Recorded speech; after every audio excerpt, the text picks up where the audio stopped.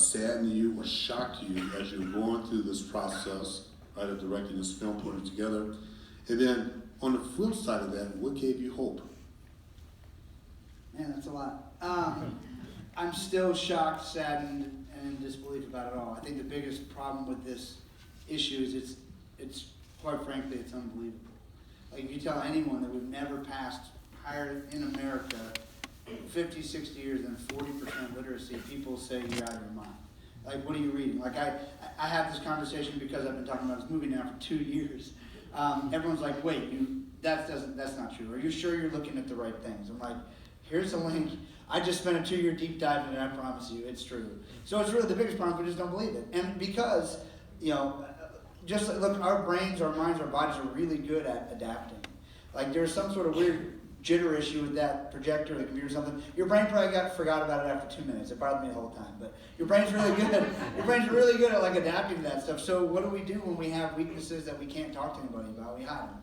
And we get really good at other things, so no one ever asks us about those things again. And when I sat down like with Anne, who I was the 5th person on earth that she told she couldn't read.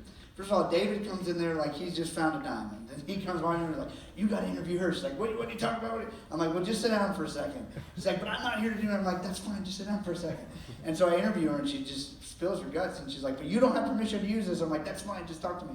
And in the end, her story was so powerful, she realized it was cathartic for her, she was using it. So, I mean, it's saddening to know that people are walking around with this gaping hole in their lives, where they feel like they've lived a lie their entire life. And when I've seen, I got the 20-year healed version of John doing it or more, but watching David go through it live. I mean, we were in a restaurant in Michigan, it was after the first day of his training, and we sat down and David was excusing himself to me because you have to excuse me because I have my brain sort of broken. I let David, you've made millions of dollars, you've built big businesses, you got to stop this. Like, it was probably the most firm I've ever been with anybody. I'm like, you have got to stop this narrative, David, because I know it's not true.